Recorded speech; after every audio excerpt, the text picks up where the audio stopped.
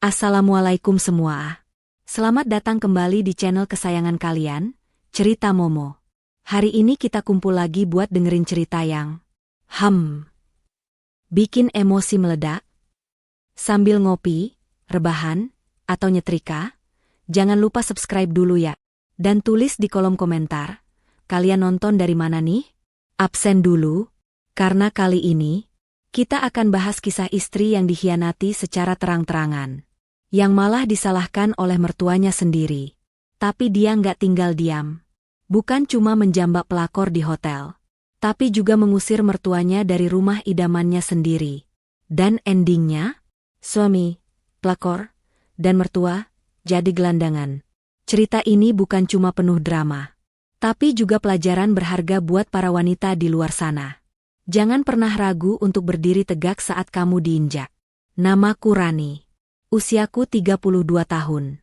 Aku wanita mandiri, bekerja sebagai kontraktor sipil, memimpin beberapa proyek perumahan dan gedung bertingkat. 3 tahun lalu, aku menikah dengan Rio. Pria tampan, ramah, dan pandai bicara. Saat kami bertemu, dia baru saja keluar dari pekerjaannya karena pandemi.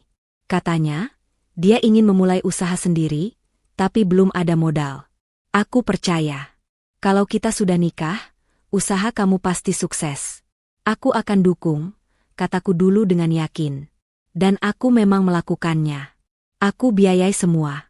Mulai dari sewa ruko kecil untuk usaha laundry yang ia kelola, motor operasional, hingga biaya promosi online. Bahkan rumah yang kami tempati, rumah idamanku sejak lama, aku beli lunas dengan uangku sendiri. Tapi karena aku terlalu cinta dan percaya, rumah itu aku atasnamakan Rio. Sama aja, kan kita suami istri. Lagian, kamu laki-laki. Harus kamu yang pegang, kataku sambil tersenyum. Rio hanya mengangguk dan mencium keningku.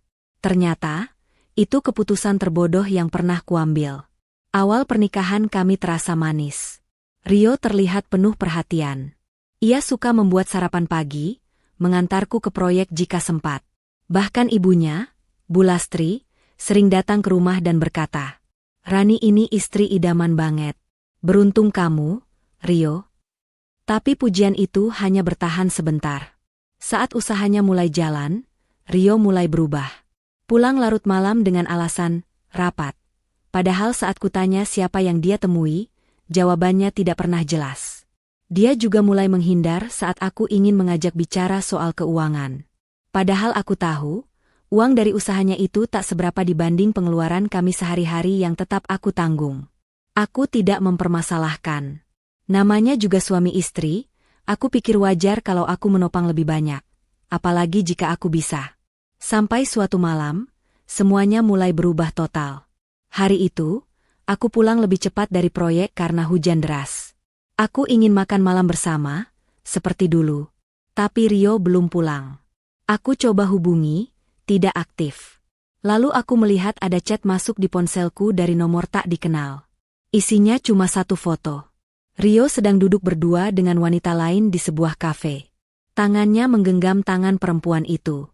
Senyum mereka, bukan senyum sahabat, tapi seperti pasangan. Dadaku sesak. Aku tak langsung menegur. Aku diam. Menahan. Berpikir positif. Tapi di dalam hatiku, sesuatu mulai retak. Hari-hari berikutnya, Rio semakin menjauh. Bu Lastri yang dulu manis, mulai kasar. Pernah satu kali aku memasak dan menghidangkan makanan saat mereka datang berkunjung. Tapi Bu Lastri malah menatap sinis dan berkata, "Rani, kamu tuh sibuk kerja terus. Rumah nggak keurus. Suami bisa hilang loh kalau kamu nggak pintar melayani." Aku terdiam. Padahal aku yang bayar listrik, air, bahkan biaya rumah sakit saat ayah Rio opname tahun lalu. Tapi entah kenapa, aku tetap menahan diri. Aku masih percaya, suami pasti akan berubah. Kalau aku sabar, semua akan membaik. Hingga pada suatu malam, saat aku sedang menyetrika baju, aku mencium bau parfum aneh di baju Rio. Parfum perempuan. Lembut dan manis. Bukan parfum yang biasa kupakai. Hatiku semakin curiga. Tapi saat kutanya, Rio hanya menjawab singkat, "Oh, itu parfum laundry." Bahkan numpang semprot di tempat cuci, biasa. Aku tidak bodoh. Tapi aku juga bukan tipe yang langsung meledak. Aku diam. Tapi mulai menyusun rencana. Aku mulai pantau gerak-geriknya. Aku bahkan menyimpan tracker kecil di motornya. Dan malam itu, GPS menunjukkan Rio berhenti cukup lama di sebuah hotel dekat bandara. Aku tak berpikir panjang. Kupacu mobilku ke sana, ditemani satu teman kerja yang kupercaya. Aku masuk ke hotel itu dengan napas bergetar. Sambil memakai masker dan hoodie, aku bertanya ke resepsionis dengan menyamar sebagai saudara. Dan saat aku tahu kamar tempat Rio berada, tanganku mengepal. Hatiku siap pecah. Tapi belum malam ini aku menyerang. Aku hanya ingin memastikan. Aku pulang malam itu dalam tangis. Bukan karena aku lemah. Tapi karena aku tahu, semua cinta yang kupupuk, sedang diinjak-injak. Esoknya, aku tidak kerja. Aku menatap wajahku di cermin. Wajah perempuan yang sudah terlalu lama diam, terlalu lama menahan, terlalu lama menjadi korban. Saat itulah aku sadar. Aku sudah pertaruhkan semuanya untuk pernikahan ini. Tapi kalau dia memilih perempuan lain dan mengkhianatiku, maka aku juga akan bertaruh segalanya untuk membuat mereka hancur. Dan cerita balas dendamku pun dimulai. Aku tidak tidur malam itu. Wajah Rio dan perempuan dalam foto itu terus muncul dalam pikiranku. Aku tahu aku tidak bisa diam lagi. Bukti sudah cukup. Tapi hatiku masih ingin melihat langsung. Aku ingin menyaksikan dengan mataku sendiri, betapa busuknya pria yang pernah aku perjuangkan. 2 malam setelahnya, GPS yang kupasang di motor Rio kembali menunjukkan hal aneh. Jam 21.45, posisi berhenti di hotel yang sama. Dadaku langsung berdegup. Kali ini aku tidak akan hanya mengintip. Aku akan masuk. Aku akan bongkar mereka di tempat. Kupakai jeans dan jaket hitam. Aku bawa kamera kecil. Dan tentu saja, nyaliku yang sudah penuh luka. Aku tiba di parkiran hotel sekitar pukul 22.05. Motor Rio terparkir rapi. Aku masuk ke lobi dengan tenang, senyum sopan ke resepsionis, dan berpura-pura sebagai keluarga Rio yang ketinggalan barang. Nama suami saya Rio, baru check-in tadi, ujarku. Petugas memberikan nomor kamar. 310. Tanganku bergetar, tapi langkahku tetap mantap. Aku naik lift, lantai 3. Setiap detik terasa seperti menahan bom waktu dalam dada. Di depan kamar 310, aku mengeluarkan ponsel. Kuposisikan kamera menyala diam-diam. Lalu, tok tok tok. Room service. Seruku pelan. Beberapa detik tak ada jawaban. Lalu, suara langkah. Dan pintu terbuka. Door. Rio yang membuka. Dengan handuk di pinggang. Dan di belakangnya, seorang perempuan bergaun tipis sedang menyisir rambut. Mataku merah. Tangan kiriku mencengkeram rambut si pelakor. Langsung kutarik hingga dia menjerit. Ini yang kamu mau? Hah? Ngambil laki orang? Rio teriak. Rani, kamu gila. Berhenti. Tapi aku tidak peduli. Kamu yang gila. Aku yang bangun rumah. Aku yang biayai semua. Tapi kamu malah tidur sama perempuan kayak gini? Si pelakor menjerit dan berusaha melepas jambakanku.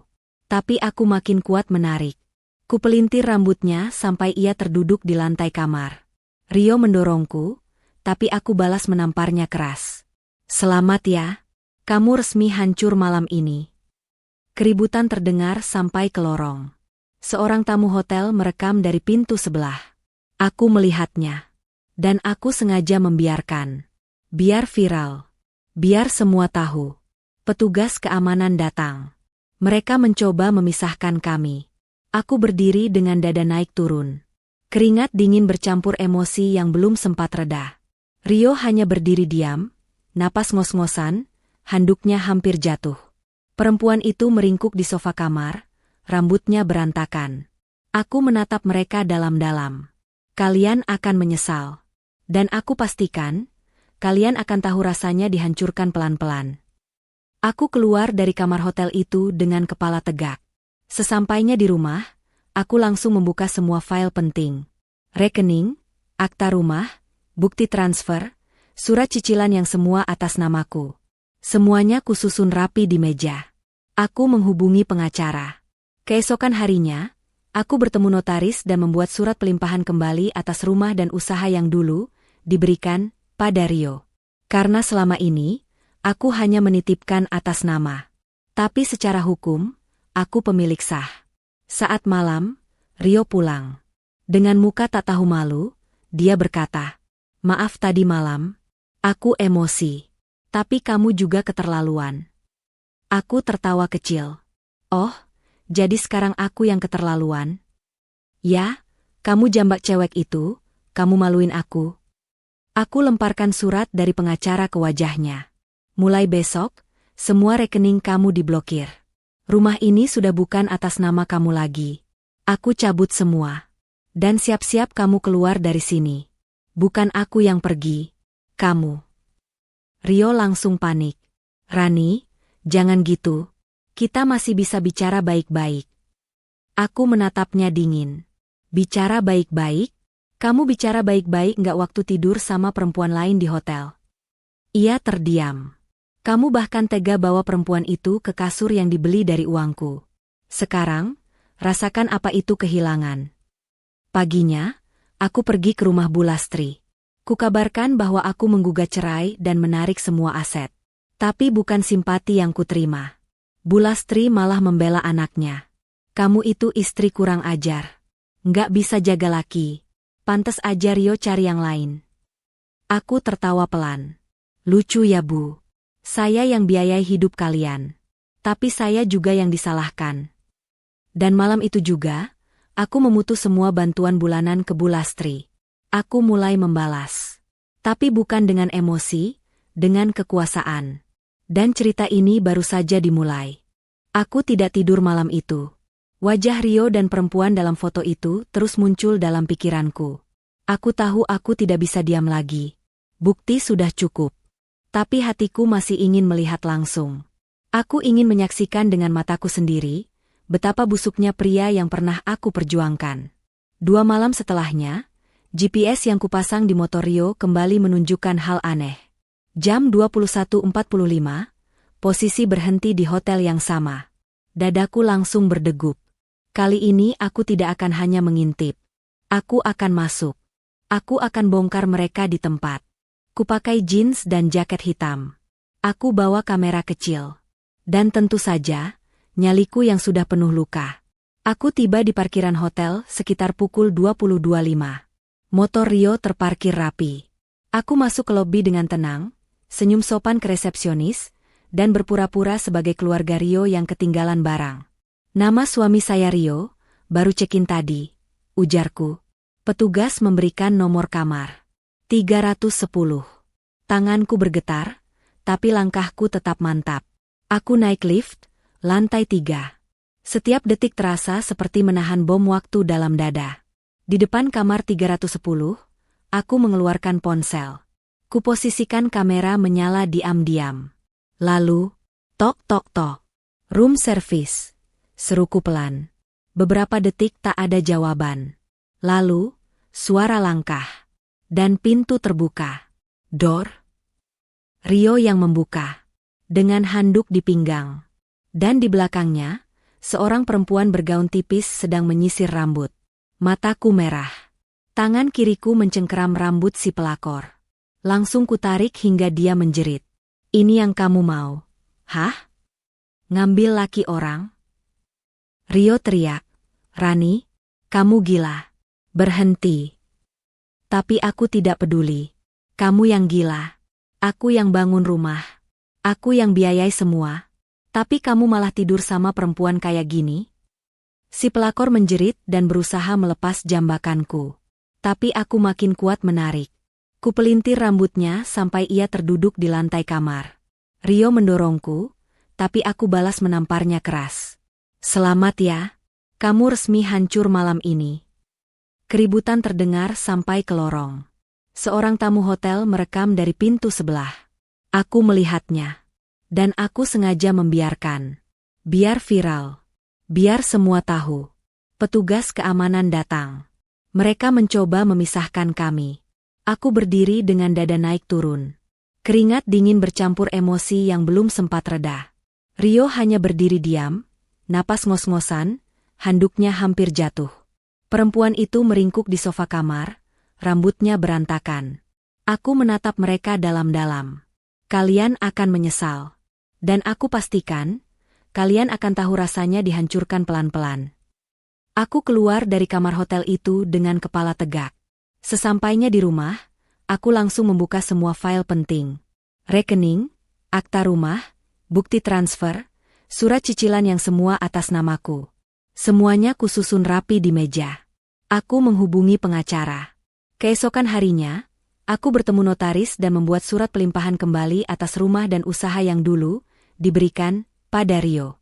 Karena selama ini, aku hanya menitipkan atas nama. Tapi secara hukum, aku pemilik sah. Saat malam, Rio pulang. Dengan muka tak tahu malu, dia berkata, "Maaf tadi malam, aku emosi. Tapi kamu juga keterlaluan." Aku tertawa kecil. "Oh, jadi sekarang aku yang keterlaluan?" "Ya, kamu jambak cewek itu, kamu maluin aku." Aku lemparkan surat dari pengacara ke wajahnya. "Mulai besok, semua rekening kamu diblokir. Rumah ini sudah bukan atas nama kamu lagi. Aku cabut semua. Dan siap-siap kamu keluar dari sini. Bukan aku yang pergi, kamu." Rio langsung panik. "Rani, jangan gitu. Kita masih bisa bicara baik-baik." Aku menatapnya dingin. "Bicara baik-baik? Kamu bicara baik-baik nggak waktu tidur sama perempuan lain di hotel?" Ia terdiam. "Kamu bahkan tega bawa perempuan itu ke kasur yang dibeli dari uangku. Sekarang, rasakan apa itu kehilangan." Paginya, aku pergi ke rumah Bu Lastri. Kukabarkan bahwa aku menggugat cerai dan menarik semua aset. Tapi bukan simpati yang kuterima. Bu Lastri malah membela anaknya. "Kamu itu istri kurang ajar. Nggak bisa jaga laki. Pantes aja Rio cari yang lain." Aku tertawa pelan. "Lucu ya Bu. Saya yang biayai hidup kalian. Tapi saya juga yang disalahkan." Dan malam itu juga, aku memutus semua bantuan bulanan ke Bu Lastri. Aku mulai membalas. Tapi bukan dengan emosi, dengan kekuasaan. Dan cerita ini baru saja dimulai. Pagi itu, aku sedang mengecek proyek baru di luar kota ketika teleponku berdering. Nomor tak dikenal. "Bu Rania? Saya dari RT di kawasan Jalan Mangga. Ini soal Pak Rio dan ibunya." Jantungku berdebar. Apalagi sekarang? Mereka tinggal di kontrakan milik warga sini. Tapi semalam ada keributan, ibunya teriak-teriak bilang ditelantarkan sama mantan menantu, katanya semua hartanya diambil, dan sekarang mau lapor ke polisi. Aku menutup mata. Menarik napas panjang. Mereka masih belum kapok. Hari itu juga aku pulang ke kota. Bukan karena takut. Tapi karena aku ingin menyelesaikan semuanya dengan tegas dan bersih. Aku tidak mau sisa-sisa sampah ini merusak hidup baruku. Sore itu aku tiba di kawasan kontrakan yang disebut RT tadi. Dan benar saja, di sana terlihat Rio duduk lesu di kursi plastik tua. Bu Lastri sedang ngoceh di depan tetangga. Perempuan itu tuh ya, mantan menantu kurang ajar. Semua harta dirampas. Sekarang kita dijatuhkan, dibuat kayak gelandangan. Aku berdiri di balik pagar, menyimak. Dan saat beberapa tetangga menoleh padaku, Bu Lastri juga ikut melihat. Matanya membelalak. "Kamu, berani-beraninya kesini lagi?" Aku melangkah pelan. Langkah elegan wanita yang tak lagi takut. "Bu, saya kesini bukan untuk berdebat.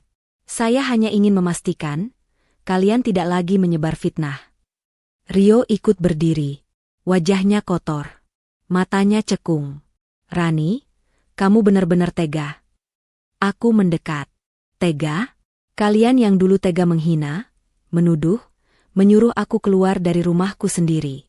Sekarang kalian rasakan, rasanya ditendang keluar dari tempat yang bukan milik kalian." Tetangga-tetangga mulai berkumpul. Ada yang merekam, ada yang berbisik. Bu Lastri makin panik. "Kita ini korban. Kamu yang bikin kita seperti ini." Aku angkat alis. "Kalau begitu, kita selesaikan secara hukum. Saya punya semua bukti, Semua rekaman, termasuk saat kalian usir saya dari rumah dan hina saya di depan tetangga. Kalau ibu merasa difitnah, silakan gugat saya. Tapi siap-siap hadapi balikannya. Rio menunduk. Bu Lastri menarik napas panjang. Kamu mau kami mati ya? Aku mendekat dan berbisik. Bukan. Aku hanya ingin kalian merasakan apa itu keadilan. Dan keadilan sudah datang. Sisa hidup kalian? Bukan urusanku lagi. Aku pergi dari tempat itu dengan langkah tegak. Dan malamnya, videoku saat menghadapi mereka di kontrakan viral. Netizen kembali memuji keberanianku. Perempuan ini keren banget. Pantas viral, pahlawan istri sah. Bikin pelakor dan mertuanya jadi gelandangan. Salut. Tapi, aku belum tahu, Rio belum selesai. Karena beberapa hari kemudian, aku mendapat surat panggilan dari kantor polisi. Rio melaporkanku atas tuduhan pencurian dan penggelapan aset rumah tangga. Kepalaku panas. Tapi aku tidak panik. Aku datang ke kantor polisi bersama pengacaraku. Di sana, aku melihat Rio duduk di ruang tunggu. Dia tersenyum sinis saat melihatku. Selamat datang di dunia saya, katanya. Aku balas tersenyum. Maaf, Rio. Tapi kamu tidak cukup cerdas untuk menjebak orang yang lebih tinggi dari kamu. Saat masuk ruangan penyidik, aku tunjukkan semua dokumen. Bukti pembelian rumah. Transfer rekening. Surat kuasa notaris. Rekaman CCTV. Screenshot percakapan. Polisi mengangguk-angguk. Dan akhirnya berkata, Bu Rani, laporan ini tidak memenuhi unsur pidana. Malah terkesan fitnah balik. Kami bisa bantu membuat laporan balik terhadap pelapor. Aku menoleh ke Rio. Mau main hukum? Ayo. Tapi pastikan kamu siap duduk di penjara. Rio berdiri. Jangan berlebihan. Aku tidak berlebihan, Rio. Aku hanya membalas tepat. Beberapa hari kemudian, pengacara melayangkan somasi dan gugatan balik terhadap Rio. Tuduhan pencemaran nama baik, fitnah, dan laporan palsu. Rio panik. Bu Lastri makin tertekan. Dan akhirnya, mereka benar-benar kehilangan segalanya. Pekerjaan Rio hilang. Nama baiknya rusak. Bu Lastri sakit-sakitan karena stres. Pelakor? Sudah lama kabur entah kemana. Aku melihat semuanya. Bukan dengan tawa. Tapi dengan kelegaan. Karena akhirnya, mereka tahu, jangan pernah meremehkan istri yang diam. Karena diamnya bukan lemah, tapi sedang menyusun kekuatan untuk membalas. Sudah hampir 2 bulan sejak aku mengusir Rio dan mertuaku dari rumah. Dan sejak itu, hidupku terasa lebih ringan. Tak ada lagi suara bentakan. Tak ada lagi pelakor yang diam-diam kirim pesan hinaan. Tak ada lagi mertua nyinyir yang merasa paling benar. Hanya aku, ketenangan, dan pekerjaanku yang semakin berkembang. Dalam 2 bulan ini, aku juga membuka satu badan hukum bantuan untuk perempuan korban pengkhianatan dan kekerasan rumah tangga. Namanya, Perempuan Bangkit. Aku tidak cuma ingin membalas untuk diriku, tapi juga memberi kekuatan untuk wanita lain agar tidak diperlakukan seperti sampah. Banyak yang memuji langkahku. Aku diundang di beberapa seminar. Bahkan masuk berita online lokal sebagai wanita tangguh inspiratif. Tapi seperti biasa, ketika kita sudah tenang, masa lalu selalu ingin kembali menggigit.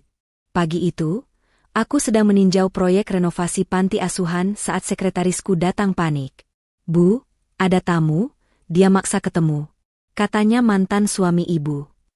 Aku langsung diam. Rio. Laki-laki tak tahu malu itu datang lagi.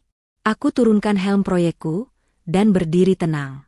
Bawa ke ruangan meeting. Aku akan temui dia. Saat aku masuk ruangan, Rio langsung berdiri. Kurus. Pucat. Lusuh. Ran, aku kangen. Aku duduk perlahan. Menatapnya tanpa ekspresi. Kangen? Kamu pikir ini sinetron? Rio menghela napas. Matanya berkaca-kaca. Sumpah, Ran, aku nyesel. Aku hilaf. Aku salah. Aku terlalu termakan rayuan cewek itu. Tapi sekarang aku sadar, aku cuma butuh kamu. Aku nyaris tertawa. Kamu sadar setelah semua rumah ditarik? Setelah ATM kosong? Setelah pelakor itu kabur? Kamu baru sadar. Ran, tolong, kita mulai dari awal lagi. Aku janji akan berubah. Aku berdiri. Dulu kamu memohon dinikahi. Aku percaya. Sekarang kamu memohon dikasihani. Maaf, aku bukan Rani yang dulu. Aku hendak pergi, tapi Rio mendadak bersimpuh dan memegang kakiku. Ran, aku gak punya siapa-siapa lagi. Ibu sakit, aku gak punya uang buat berobat. Aku menatapnya. Hatiku memang perempuan. Tapi otakku sudah belajar, air mata bisa jadi racun. Akhirnya aku berkata, baik, aku bantu biaya pengobatan ibumu. Tapi bukan karena kamu. Karena aku masih manusia. Rio langsung terdiam. Beneran Ran? Kamu gak balas dendam lagi? Aku tatap matanya tajam. Aku gak balas dendam. Aku cuma tarik kembali hakku. Tapi jangan pikir kamu bisa pakai belas kasihan untuk menipu. Sekali lagi kamu macam-macam, kamu akan aku sikat sampai tak bisa bangkit. Seminggu kemudian, aku transfer dana untuk pengobatan Bu Lastri. Aku pikir itu cukup. Tapi ternyata, Rio menyalahgunakannya. Uang yang aku beri justru dipakai untuk foya-foya di karaoke. Aku tahu dari salah satu orang proyekku yang kebetulan melihat Rio keluar dari tempat hiburan malam sambil mabuk bersama dua wanita. Murka. Hatiku langsung panas. Aku kirim orang ke kontrakan tempat Rio tinggal. Dan kali ini, bukan untuk membantu. Tapi untuk mengambil kembali seluruh uang yang kuanggap sebagai sumbangan palsu. Aku kirim kuasa hukum dan satu wartawan media lokal yang sudah ikut mendukung gerakan Perempuan Bangkit. Sore itu, video Rio diinterogasi oleh tim hukumku di kontrakan bocor ke medsos. Dia terlihat panik, berkelit, dan akhirnya menangis. Netizen meledak. Baru dibantu malah mabuk. Cih, cowok begini masih pantas dimaafin. Rani hebat, keren banget gak terjebak drama. Esok harinya, Rio kirim pesan panjang ke Waku. Ran, maaf, aku cuma pengen hidup kayak dulu, aku nyesel. Aku balas satu kalimat. Kamu hidup seperti dulu karena kamu menghancurkan hidup orang yang paling percaya padamu. Dan itu kamu pilih sendiri. Lalu aku blokir. Hari itu juga aku membuat keputusan. Mulai sekarang, tidak ada lagi ruang simpati untuk pengkhianat. Karena saat kamu membuka pintu maaf untuk orang yang salah, mereka akan mengira itu adalah undangan untuk menyakiti lagi. Pagi itu aku sedang rapat bersama tim arsitek dan donatur yayasan, membahas renovasi rumah singgah untuk perempuan korban KDRT. Agenda berjalan lancar, sampai sekretarisku masuk terburu-buru. Bu Rani, maaf mengganggu. Ada seorang ibu tua di luar, katanya Bu Lastri, beliau menunggu sejak pagi. Aku diam. Bu Lastri? Lagi? Kupikir setelah uang pengobatan dipakai mabuk-mabukan oleh anaknya, dia akan menghilang dari hidupku. Tapi ternyata tidak. Aku keluar ke lobi. Dan di sana dia duduk. Tubuhnya terlihat jauh lebih kurus dari terakhir kali kulihat. Wajahnya pucat. Matanya bengkak. Tangannya gemetar menggenggam tas kain lusuh. Saat melihatku, dia langsung berdiri dan menunduk. Bukan sinis. Bukan nyinyir. Tapi hancur. Rani, maaf, aku ganggu kamu. Tapi aku harus bicara. Ini tentang Rio. Aku tidak langsung menjawab. Hanya menatap tajam. Kenapa sekarang? Setelah kamu hina aku, usir aku, bilang aku istri kurang ajar, sekarang datang menangis. Bu Lastri mengangguk lemah. Semua itu salah, aku salah besar. Aku tutup mata karena anakku. Tapi sekarang, aku sudah tak bisa tidur. Aku bawa ini bukan untuk minta tolong. Tapi untuk minta maaf dan cerita semuanya sebelum aku mati. Hatiku mencelos. Ada apa ini? Aku ajak dia masuk ke ruang kecil. Hanya kami berdua. Bu Lastri mulai bicara, dengan suara parau dan tangan yang terus gemetar. Rani, Rio, dia bukan anak baik dari awal. Aku terlalu banyak menutup-nutupi. Sejak SMA, dia pernah buat cewek hamil dan kabur. Aku yang bayarin semuanya diam-diam biar gak masuk penjara.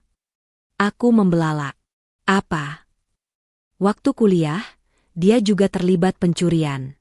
Laptop temannya hilang, ternyata dia yang ambil. Lagi-lagi aku tebus diam-diam. Karena dia selalu bilang dia butuh uang buat bantu aku. Padahal uang itu buat main judi online. Aku mematung. Otakku berdenyut. Selama ini aku pikir Rio cuma laki-laki pemalas, tukang selingkuh. Tapi ternyata, lebih dalam dari itu. Bu Lastri menangis keras. Saat kamu datang, Rani, aku pikir kamu akan memperbaiki dia. Tapi ternyata kamu cuma jadi korban terakhir. Dan yang paling parah, aku pikir kamu kuat, kamu sukses, makanya aku jahat. Tapi sekarang aku sadar, aku cemburu sama kamu karena aku gak pernah bisa jadi wanita setangguh kamu. Aku terdiam. Untuk pertama kalinya, aku melihat Bu Lastri bukan sebagai mertua jahat, tapi ibu yang juga jadi korban anak sendiri. Bu Lastri menyerahkan satu map lusuh. Ini catatan semua utang Rio. Termasuk pemalsuan tanda tangan saat dia pakai namamu diam-diam buat pinjam ke pinjaman online. Aku tahu semuanya. Tapi aku tutupi. Sekarang aku serahkan ke kamu. Lakukan apapun yang kamu mau. Aku membuka map itu. Benar. Semua lengkap. Ada bukti bahwa Rio pernah mencatut namaku secara ilegal untuk pinjam 120 juta rupiah dari fintech gelap. Beruntung, aku saat itu langsung memblokir dan menolak bayar karena tahu bukan aku yang tanda tangan. Tapi aku belum tahu, dalangnya Rio sendiri. Dadaku panas. Tapi juga tenang. Karena sekarang, aku tahu semuanya. Aku berdiri. Terima kasih sudah jujur, Bu. Tapi pengakuan ini takkan menghapus luka saya. Saya tidak bisa memaafkan. Tapi saya bisa berhenti membenci. Bu Lastri mengangguk pelan. Itu sudah lebih dari cukup. Sore itu, aku bawa semua bukti ke pengacaraku. Kami sepakat, Rio akan dilaporkan secara pidana. Kali ini bukan karena cinta. Bukan karena dendam. Tapi karena keadilan harus ditegakkan. Dan malam itu, berita mulai muncul. Seorang pria dilaporkan mantan istri atas dugaan penipuan dan pemalsuan identitas untuk pinjaman online. Foto Rio terpampang. Nama lengkapnya disebut. Komentar netizen kembali membara. Dulu gaya selingkuh, sekarang digelandangi. Karma Israel, mantan istri cerdas banget. Hidup perempuan kuat, Rani panutan.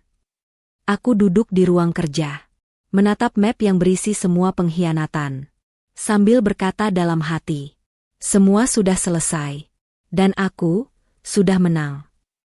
Kabar Rio masuk penjara karena kasus pemalsuan dan penipuan identitas langsung viral di media sosial. Foto Rio digiring ke tahanan dengan rompi oranye tersebar kemana-mana. Warganet bersorak. Akhirnya kena batunya.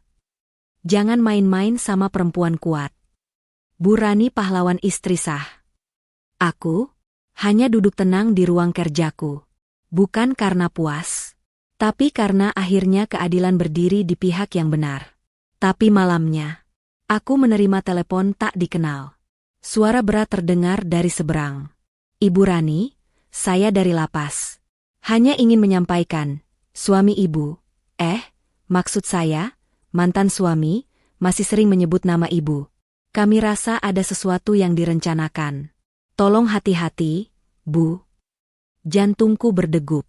Bukan takut, tapi siaga. Terima kasih, Pak.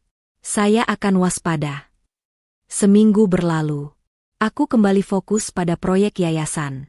Semua berjalan baik, sampai suatu hari, seorang pria datang ke kantor yayasan, mengaku sebagai relawan baru. Namanya Jeffrey. Bersikap sopan. Gaya bicara meyakinkan. Timku senang dengan kehadirannya. Tapi hatiku tidak percaya. Jangan langsung percaya pada pria yang datang dengan wajah manis. Kata hatiku. Karena kadang, racun disajikan dalam gelas paling cantik. Malamnya aku memanggil tim keamananku. Selidiki dia. Semua. Jangan sampai ada celah. 3 hari kemudian, hasilnya keluar. Jeffrey adalah teman lama Rio. Bahkan, ia baru saja mengunjungi Rio di penjara. Dugaan kuat, Jeffrey adalah kaki tangan Rio, yang disusupkan untuk mendekatiku, merekam, atau bahkan menjebakku. Aku mengatur rencana. Saat Jeffrey datang ke kantor seperti biasa, aku menyapanya hangat. Mengajaknya makan siang bersama. Kami duduk di ruangan privat. Sambil makan, dia mulai mengorek. Bu Rani tinggal sendiri ya? Gak takut sepi?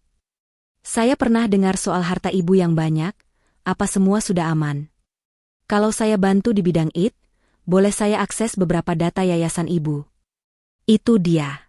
Tujuannya bukan sosial, tapi sabotase. Aku pura-pura tersenyum. Lalu menyodorkan satu map hasil penyelidikan padanya. Jeffrey, kamu tahu ini apa? Dia membaca sekilas.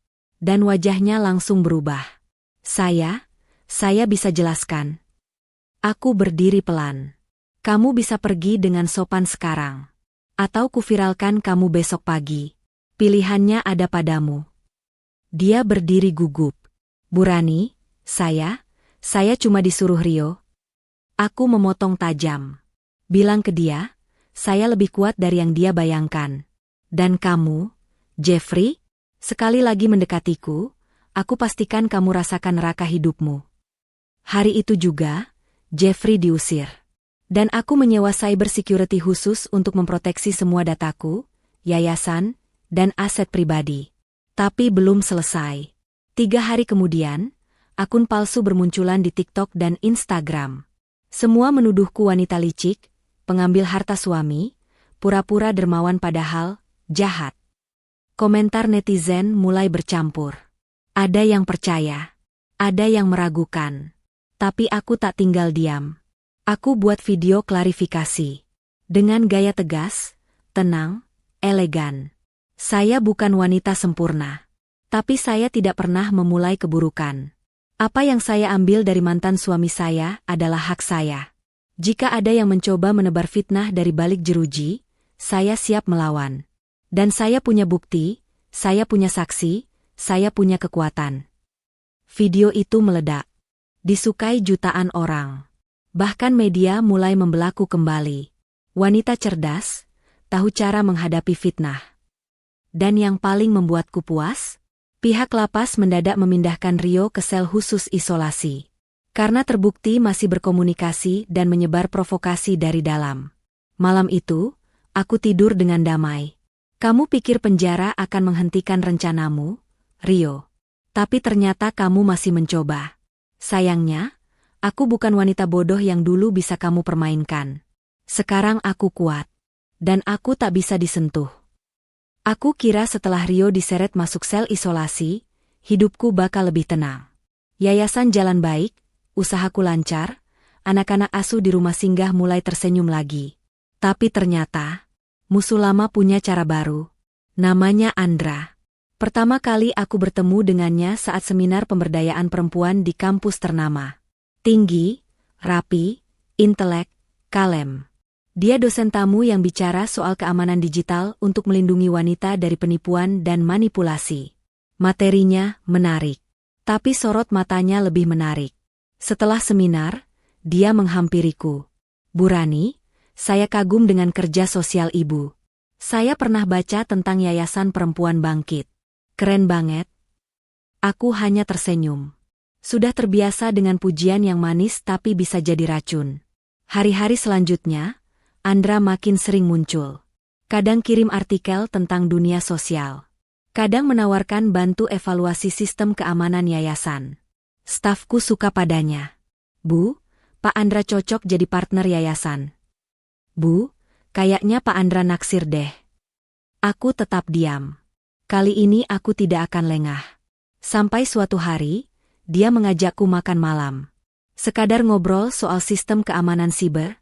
Bu, ada yang ingin saya bantu sempurnakan dari sistem ibu. Aku setuju. Tapi aku tidak sendiri. Aku bawa staf itku, pura-pura sebagai asisten pribadi. Dan diam-diam, stafku merekam semua pembicaraan. Di tengah makan malam, Andra mulai menyentuh topik pribadi. Bu Rani kuat banget ya. Sendirian, tapi bisa punya semua ini. Tapi, gak lelah sendiri terus? Gak ingin ditemani? Aku tersenyum. Saya punya cukup banyak teman dan keluarga di yayasan. Mereka yang benar-benar ada untuk saya. Andra lalu berkata dengan nada rendah. Kalau suatu saat ada yang benar-benar ingin jaga ibu, bukan karena uang atau cerita viral, tapi karena kagum sama hati ibu, apakah ibu akan membuka hati lagi? Aku menatapnya. Waktunya aku balik menyerang. Pak Andra. Aku meletakkan sendok dan menatap matanya langsung. Saya tahu Anda pernah jadi dosen tamu. Tapi saya juga tahu, 3 bulan lalu Anda bekerja sama dalam proyek konsultasi siber dengan perusahaan milik Paman Rio. Dan Anda, baru seminggu lalu ke lapas mengisi pelatihan narapidana. Salah satu peserta, Rio. Andra terdiam. Wajahnya mulai tegang. Jangan anggap saya bodoh. Kalau Rio mengirimmu untuk merusak dari sisi emosiku, dia salah besar. Saya tidak sedang mencari cinta. Saya sedang menyelamatkan banyak wanita dari nasib seperti saya dulu. Andra mencoba tenang. Bu Rani, saya memang pernah kerja sama, tapi saya tidak berniat jahat. Saya benar-benar kagum pada ibu. Aku mendekat, suaraku tajam tapi tetap kalem. Kekagumanmu sudah saya simpan dalam satu folder, bernama sampah manipulasi. Kamu boleh kagum, tapi jangan coba mainkan perasaanku. Karena sekali kamu main hati, dan kamu niat jahat, kamu akan tak punya arah pulang. Keesokan harinya, aku rilis pernyataan resmi. Yayasan Perempuan Bangkit hanya akan bekerja sama dengan individu instansi yang tidak memiliki afiliasi langsung maupun tidak langsung dengan pihak terlapor kasus KDRT atau pengkhianatan rumah tangga. Aku tidak menyebut nama Andra. Tapi, semua orang yang tahu siapa yang kumaksud. Andra menghilang. Dan Rio, kabar dari dalam penjara menyebut. Dia murka. Menyumpah-nyumpah. Karena misinya lagi-lagi gagal. Aku duduk di depan kaca. Menatap diriku. Lalu tersenyum kecil. Kalau dulu aku gampang percaya karena cinta, sekarang aku pakai logika. Cinta hanya indah kalau disandingkan dengan hormat. Dan aku tidak akan pernah tunduk pada manipulasi manis yang ujungnya tajam. Hari itu seharusnya jadi hari bersejarah. Aku berdiri di belakang panggung, mengenakan gaun putih sederhana dan elegan. Di tangan panitia, namaku terpampang besar. Rani Widyastuti, penerima Penghargaan Perempuan Tangguh Nasional 2025. Penghargaan ini bukan soal popularitas, tapi soal perjuangan, soal luka yang berubah jadi kekuatan. Dan soal keberanianku berdiri meski nyaris dihancurkan oleh orang yang seharusnya melindungi. Tepuk tangan menggema. Aku melangkah ke atas panggung dengan senyum tenang. Lampu sorot menyala. Kamera dari berbagai media menyorotku. MC mulai memperkenalkan. Dan inilah, sosok inspiratif bagi jutaan wanita di Indonesia. Tapi belum sempat aku menerima trofi. Brak! Seseorang dari sisi kiri panggung melompat dan menyerangku dengan botol kaca. Kejadian itu hanya beberapa detik. Tapi cukup untuk membuat seluruh aula panik. Kaca pecah. Tubuhku sempat terdorong mundur. Gaunku robek di bagian bahu. Darah mengalir sedikit dari pipiku. Orang yang menyerangku? Seorang wanita muda. Usia sekitar 25. Berteriak histeris sambil digelandang keamanan. Aku korban gara-gara kamu. Aku ditinggal. Kamu hancurkan Rio. Semua mata tertuju padanya. Dan pada saat itu, aku tahu. Dia adalah wanita simpanan Rio yang lain. Yang tak pernah muncul saat skandal pertamaku. Aula itu hening. Tapi aku berdiri. Tak gemetar. Tak menangis. Aku ambil mikrofon. Saya ingin berterima kasih pada wanita ini, karena telah membuktikan pada seluruh Indonesia bahwa kekerasan bisa datang dalam bentuk apapun. Dan korban sejati selalu diuji berkali-kali. Tepuk tangan meledak. Aku berdarah, tapi tetap berdiri. Karena aku tahu, inilah klimaks dari semua serangan Rio. Serangan terakhir yang disiapkan sebelum dia kehilangan semuanya. Polisi datang. Wanita itu ditangkap. Dan diinterogasi, dia mengaku diperintah oleh teman dekat Rio, dan dijanjikan uang 25 juta rupiah. Video penyerangan langsung viral. Wanita penerima penghargaan nasional diserang di atas panggung. Rani Widyastuti tetap berdiri meski diserang di depan publik. Rio dalang segalanya? Netizen bersatu lagi. Bu Rani bukan manusia, dia baja. Segila apa sih dendam mantan suaminya? Kok kayak psikopat? Karma Rio belum selesai. Beberapa hari setelah kejadian, aku dipanggil ke kementerian. Bukan untuk minta maaf, tapi untuk ditawari posisi kehormatan sebagai Duta Perlindungan Perempuan Nasional. Sementara itu, Rio resmi dijatuhi hukuman tambahan karena terbukti menyuruh orang untuk melakukan penyerangan atas nama pribadi dari dalam penjara. Dia kehilangan semua akses. Bahkan pengacaranya mundur karena tekanan publik. Hari itu, aku berdiri di depan cermin, menatap bekas luka di pipiku. Bukan luka yang besar, tapi cukup untuk jadi pengingat. Luka ini bukan kelemahan. Luka ini bukti bahwa aku pernah jatuh. Tapi setiap kali aku dipukul, aku bangkit dengan kekuatan berkali-kali lipat. 3 tahun sudah berlalu sejak aku mengusir Rio dari rumahku.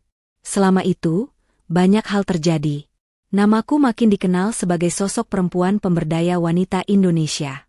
Aku punya beberapa usaha, mengelola yayasan nasional, dan kini mulai aktif di dunia politik sosial. Hidupku bukan hanya berubah, tapi naik kelas. Dari korban, jadi simbol kekuatan. Tapi hari itu, saat aku baru pulang dari kegiatan di Bandung, asisten rumahku mendekat pelan, wajahnya gelisah. "Bu, ada seseorang di gerbang," katanya, namanya Rio. "Mau ketemu ibu, dia bawa anak kecil," katanya anaknya dari perempuan lain yang sudah kabur. Jantungku tidak berdetak lebih cepat. Tidak ada kemarahan. Tidak ada tangis. Hanya satu rasa, dingin. Aku melangkah keluar. Dan di sana, berdirilah seorang pria lusuh, janggut tak terurus, bajunya sobek. Wajahnya sayu, tubuhnya kurus. Di sebelahnya, seorang bocah kecil berdiri. Wajahnya polos. Tapi matanya kelihatan lapar. "Rani, tolong. Aku gak punya siapa-siapa lagi. Aku salah, aku kehilangan semuanya." Aku memandangi mereka. Hening. Tidak satu kata pun keluar. Rio menunduk. Wanita itu ninggalin aku waktu aku keluar penjara. Rumahku habis dijual. Semua temanku pergi. Aku udah gak punya apa-apa. Tapi aku cuma minta satu. Biarkan aku kerja lagi, bantu-bantu bersihin rumah kamu, apa aja. Aku cuma pengen anak ini makan. Aku mendekat pelan. Aku jongkok, mengelus kepala anak kecil itu. Lalu berdiri, menatap Rio dari atas kepala. "Dulu kamu hina aku. Bilang aku bukan wanita layak untukmu. Kamu usir aku dari rumahku sendiri. Kamu dan ibumu bilang aku istri kampungan. Dan saat aku hamil, kamu hancurkan aku di depan selingkuhanmu." Matanya berkaca-kaca. "Aku tahu, aku bejat, tapi tolong. Setidaknya, kasihanilah anak ini. Dia gak salah apa-apa." Aku menarik napas dalam. "Kamu benar. Anak itu tidak salah. Makanya, aku akan bantu dia. Aku akan bawa dia ke yayasan. Aku akan didik dia jadi laki-laki yang tahu menghormati perempuan." Rio terdiam. Lalu tersenyum lemah. "Kalau gitu, aku juga boleh tinggal di sana kan? Bantu bersihin halaman, apa kek?" Aku menatapnya. Tajam. Dingin. "Kamu? Maaf. Aku tidak menyelamatkan manusia yang memilih jadi racun dalam hidup orang lain. Kamu bukan korban. Kamu penjahat. Dan hidup tak akan memberimu kesempatan kedua, kalau kamu menghancurkan yang pertama dengan sombong." Aku mengangkat tangan.